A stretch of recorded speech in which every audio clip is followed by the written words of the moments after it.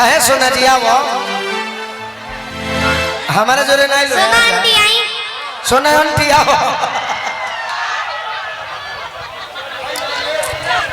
रघु जीत पर बोला उनका हेलो सुना सोना जी इधर आइए। तू बैठा ना वो अपने बोला ली सोना आंटी प्लीज आइए एक जाइए बार हम सिखौनी है भाई हम सिखौनी है तब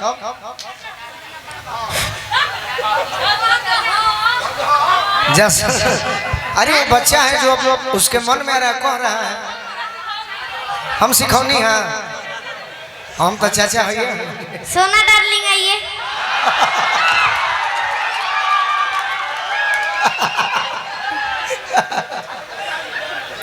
डार्लिंग कहता रहो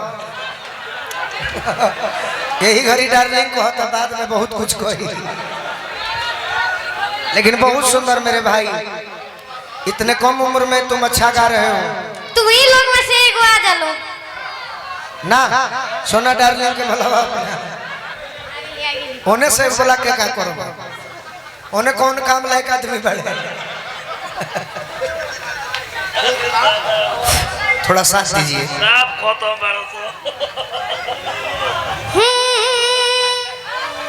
जा जाइबू तो जा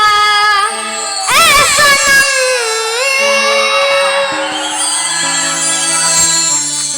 देके जिंदगी भर खा तेरे जख्म जानी सोचा हमारा बारे में तोहरा खातिर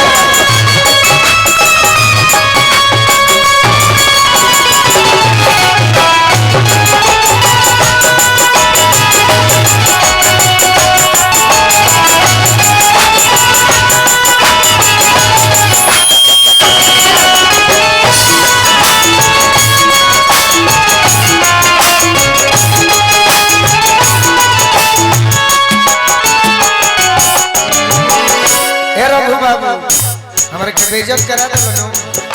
अरे के गोदी में टांग के हमारे गोदी में धो देली आ तू कुछ कहला है ना इनका के छोड़ा मत इनका के हमें छोड़ा मत यही उम्र में सब काम कर दो अच्छा बात है भाई के रिश्ता जुड़ल बा क्या कहती है बोल रहे हैं कि अभी छोटा है हम नहीं करेंगे हम तो बड़े हैं छोटा है नहीं करेंगे गाँव हमारे को तू बेइज्जत करा दे छोड़ी हम दिन करते